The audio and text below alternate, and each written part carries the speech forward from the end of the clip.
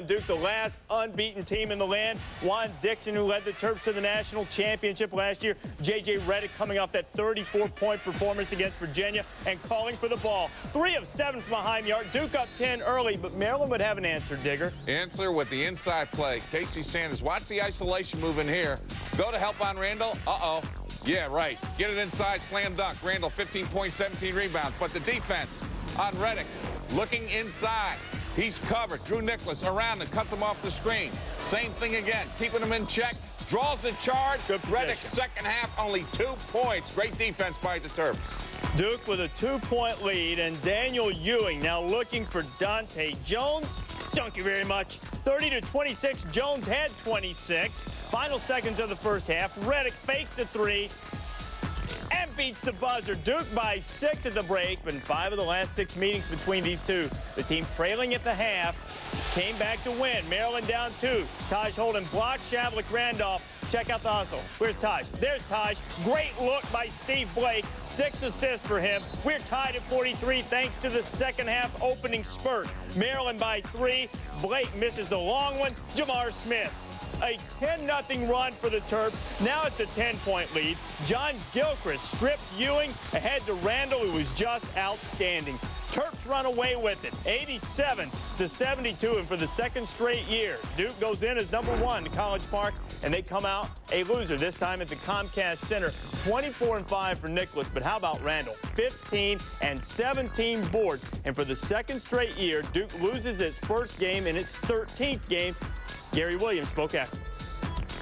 I thought in the second half, our execution on the offensive end was as good as it's been any year against a quality team. We were able to get the ball where we wanted to. When we did get the lead, we had the patience to wait until we forced them into a tough defensive situation where either we scored or they fouled us. And that type of patience has been missing at times for us this year. But today we had it, and now the big thing for us is to keep it. It's not normal for Coach K and the Devils when ranked number 1 to get and blew them out by 31. First half, D. Brown, the freshman. Illinois answering with some threes. He got fouled too, converted the 4-point play. Aaron Williams to oop. Lutherhead getting some business almost until he got knocked away by his 6'3", A.J. Moye. He was rising to the top. The guy inside for the Hoosiers was Jeffrey Newton. Boy, Newton just came to play, made things happen. Rutherford was on defense, offense, but grabbing offensive rebounds, going inside, up and strong. He was solid performance today. Up and under againer. They attacked inside against anybody Illinois threw at him, and then when he gives a little ball fake, goes and slams it inside. He was the big difference, being solid as far as what they needed with him getting points in the paint. That little stretch, he scored 7 straight points, and then you see him rejecting Sean Harrington's jumper. Brian Cook, who was held about 7 below his average. Donald Perry finds Newton flushing.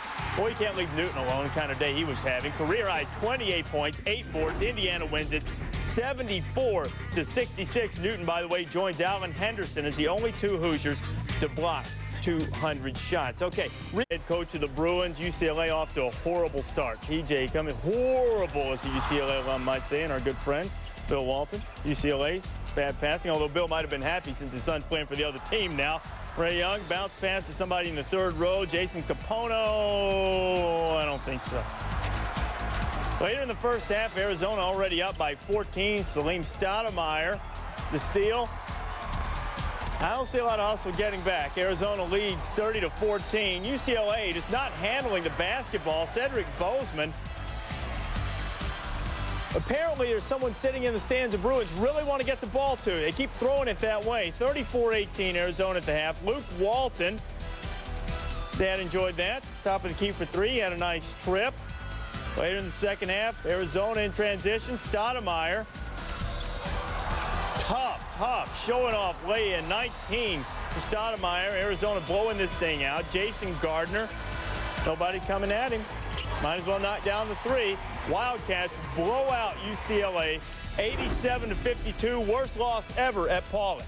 Great week for Luke Walton, 7 of 17 in LA, 18 points and 13 assists. I want you to see just how tough this has been for UCLA at home. They have already lost 9 games. You compare that the recent years. It's the most losses they've ever had. Coach Wooden left before the final buzzer of this game. It remains to be seen if Coach Lavin is very much farther behind, Digger. But the fact is this, Arizona really solid with Luke Walton back in that lineup. 5 players in double figures. Arizona beating SC and UCLA on the road this weekend. Very important. Going to talk more about UCLA in just a moment. Notre Dame and Kentucky. Kentucky have beaten the Fighting Irish 8 straight times. Kentucky by 7. And running, Cliff Hawkins, Chuck Hayes. 11-2 cat run. Kentucky up by 9, and Hayes getting defensive. Well, Torin Francis inside in the paint, thinks he can go one-on-one. This is why he's a freshman. You got a ball fake first, gets it blocked, goes up, it's blocked again. And Torian Jones will get it inside. You see Dan Miller there getting the alley-oop, and Matt Carroll stroking home the 3. He had 29. Marquise Estel also dominant inside. Estel just really solid performance. The big jump hook over the paint. Irish struggling, giving up 50 to 20 with points in the paint. Estel getting 3 inside, virtually uncontested, just overpowering the inside game for the Fighting Irish. Fighting inside, Marquise going back up strong and taking it. He had 18, Kentucky up 51-39. Later in the second half, Cliff Hawkins notices Jules Kamara all alone in the paint. Easy path to the basket. Just draw it up. That's the way a coach would draw that up. Yeah. Might as well. Dropped a dime right on him. Go to help and they slam it right in your face. Cats take care of Notre Dame quite easily. 88-73. They out-rebounded them 39-30. Well, the 2 road losses, Chris Thomas, 2 for 15 at Pitt. Today, 4 for 17 at Kentucky. That's why they went down. Arguably, and Carmelo Anthony, Billy Edelin making his debut. He comes off the bench and shows a little bit of rust, really, Andy. Yeah, he really does. He played 7 minutes, and he's going to have 1 turnover that I think you're going to see here. He had 2 points and 1 rebound. Very tough for him after missing 12 games to get into the flow of the offense. He lost track of the shot clock there, and on the next possession, here's the pass. Yeah, Edelin's driving the lane, and nobody home there. That's popular tonight, isn't it? Yes, it is. Was for UCLA anyway. Edelin, a couple of points in his Syracuse debut. Craig Ford just laid a shot on Brandon Knight's noggin. He would leave the game. He was evaluated for a concussion, but Knight out of there for a moment. Carl Krauser is understudy, coming in there with the swipe, and Julius Page, he can rise. Page with the dunk, Pitt up by 10. Knight's a tough guy, comes back in there. He comes up with the steal. He does the same thing. He knows you give it up to Page. 25 points for him. Knight didn't score. He did have 6 assists. Pitt wins it 73-60. They're 14-1 for the 2nd straight year. Well, I'll tell you the difference. Siobhan Troutman in the paint, 23 points, beat up Syracuse inside against the zone. That's where they broke it apart. Big East team stepping out of conference play, going on Tobacco Road. UConn and North Carolina. The Tar Heels hosting the number 6 Huskies. And boy, did they get out to a start. 18-3 lead already. Jawad Williams with some business, 20-3. But Huskies would come back. UConn up 3. McCants not called for a carry. That's a home call if you've ever seen it. Ryan Sanders ends up getting it. And 1. North Carolina stretches it back out to 6, and Calhoun rightfully displeased for lack of the whistle. Matt Doherty interjecting, and then Calhoun has a few words to remind him that responsible minds can differ, and reasonable ones too. Rashad Anderson knocking down the 3. Carolina knocking it down, and then Williams misses the shot, gets a little loose here. Great look from Talik Brown to Emeka Okafor. UConn's first lead of the game is 65-64, and we're going to the final minute. Jawad Williams from the elbow. Big time. Carolina back on top by 1. UConn down 1, under 40 seconds to go. Ben Gordon with the shot, can't get it to go. Now, Carolina has the rebound, 35.5 to go, and we're going to shut things down to get a coaching point here. You are now down 1. You've missed the shot and the opportunity to go on top. UConn has to play some defense, 35-second shot clock, almost synchronized with the game clock. How do you handle it? You've got to commit that foul right away and put them on the line. Even if they make them, it doesn't matter. You've got to become a risk taker, because at this point of the game, you can still get 2 or 3 possessions in the next 30 seconds with that quick foul. And that's what doesn't happen when you see this next play from UConn. But if you're going to win, be the risk taker early to stretch the game into 2 or 3 possessions. And you want to extend it because you think you're the better team. Absolutely. If you're UConn in that situation. Okay, so let's go back now to the final 35.5. And you see we get all the way under 5, and UConn still hasn't fouled. You know what, the Huskies lost track of the clock, but clearly they got way too deep before fouling. 68-65 now. Okafor finds Gordon, who gets a decent look from full court in 3 seconds, but it's not enough. And Doherty's team gets the win by a score of 68-65. North Carolina, a huge effort from McCants, 27 points. And Connecticut, St. John's and Georgetown. Mike Sweetney. Hoya's up by double digits at one point. And Sweetney had 21, but St. John's storming back. 6-point game now. Marcus Hatton cuts it to 4. Now Marcus Hatton, 3 points down. Hatton ties it. Marcus just goes crazy. 14 straight points at the end of this game. And there he goes down the boulevard, and St. John's rallies. And he's a fine freshman player, but McKinney just bounces it right off his foot.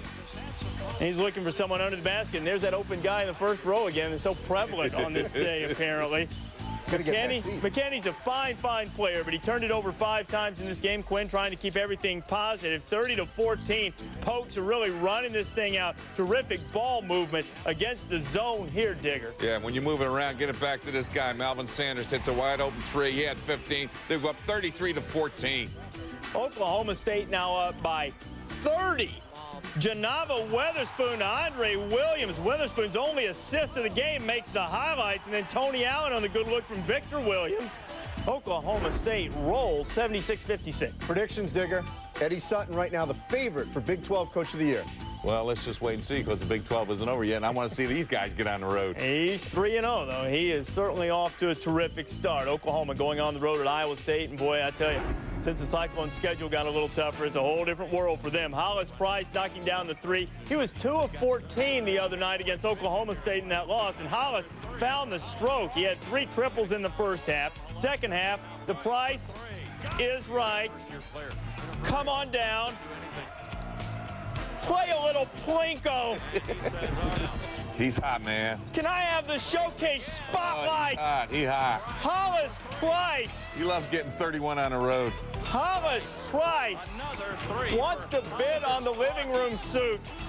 Oklahoma rolls 9 3-pointers, 31 points, just 2 off his career high. What happened to Iowa State's home court? They lost at home to BC and got routed by Kansas. Well, look at Bookout. That's what Calvin Sampson's looking for. Kevin Bookout, the freshman, 16 points, 5 rebounds on the road. He's your guy, Digger. He's your guy. Kansas State and Kansas. Kansas State, that big win last weekend against Texas Tech. Drew Gooden, his jersey under glass. Nick Collison, his old buddy with the steal. Kirk Heinrich to Jeff Graves, who played very, very well for the Jayhawks. They opened the game with a 15-0 run. 34-22. Heinrich with the good hands. Jarrett Hart with the foul. Heinrich missed the free throw. He had 26 on the game, though. Keith Langford into the spin cycle. And what? Jayhawks win at 81-64. They won 25 straight over the Wildcats. Texas A&M and Texas Horns already up by a dozen. Andy Slocum's going to lose it to T.J. Ford.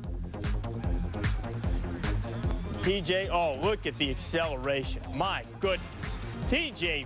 Ford. 28-13 after he completed the 3-point play. Bernard King, seems like he's been playing since the 70s when he was at Tennessee. Bernard King cuts the Horns lead to 15 at the half. It's a different Bernard King. Yes, you guys knew that, though, didn't you? Got that, yeah. T.J. Ford with a steal. You know, T.J.'s only 5'10". He's got ups.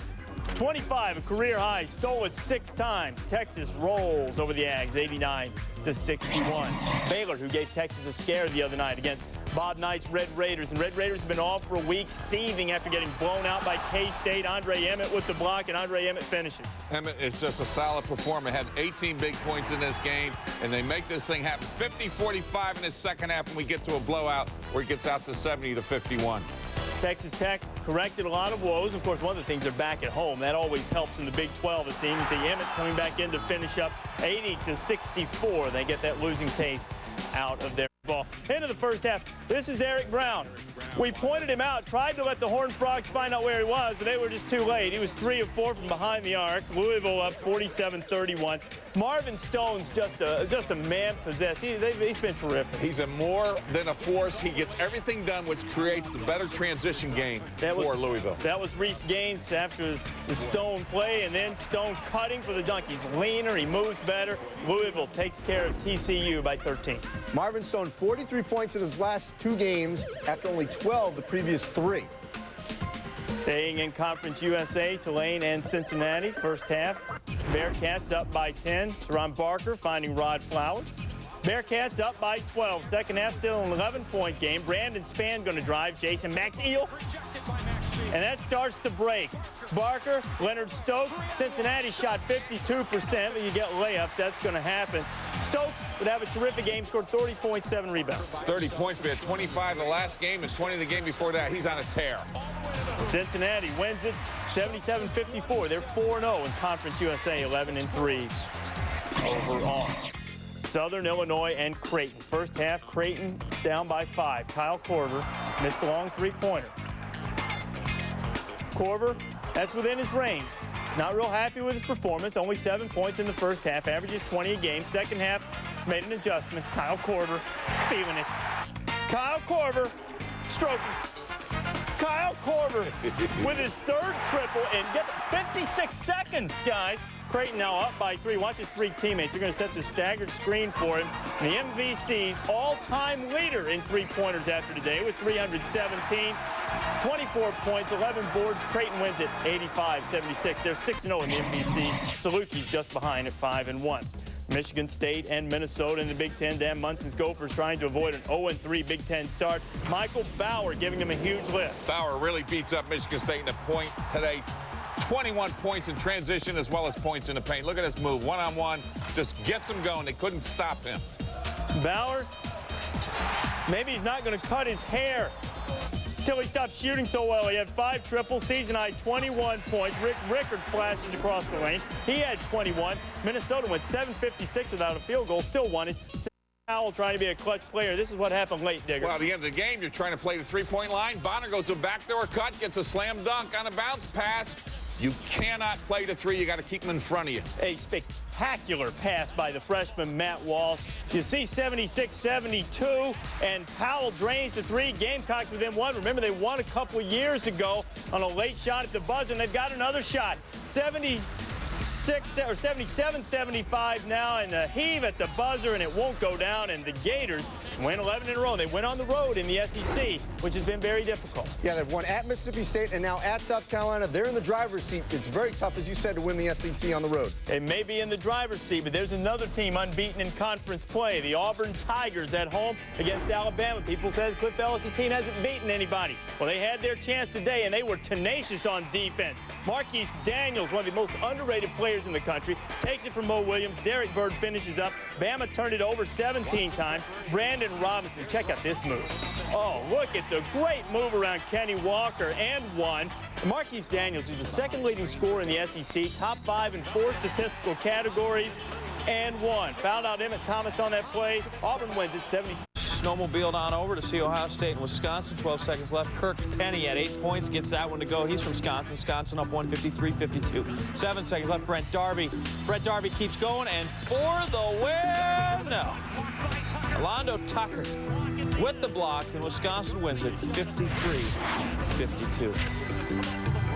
Butler's Darnell Archie missed a free throw against Youngstown State Saturday, ending his NCAA Division I record streak of 85 straight free throws. He'd made every freebie since February of 2001, span of 56 games. Celebrated with a ceremonial one after the game. The NCAA record, by the way, 94 straight, set by Paul Cluxton of North. Number 20, Wake Forest. First half, Wake Forest up 1. Vitas Danilus on the loose. 10 points, 8 rebounds. Demon Deacons up 3. Second half, Josh Howard's going to crash the board. Oh, boy. Wake Forest up 8. Take another look. Demon Deacons out-rebounded Tech 48-38. Outscored them 73-66. But your best College Hoop game of the day was this one. St. Joe's, Rhode Island, Phil Martelli and St. Joe's undefeated in the A-10. Less than a minute left in the second half. Rhode Island down 1, Brian Woodward.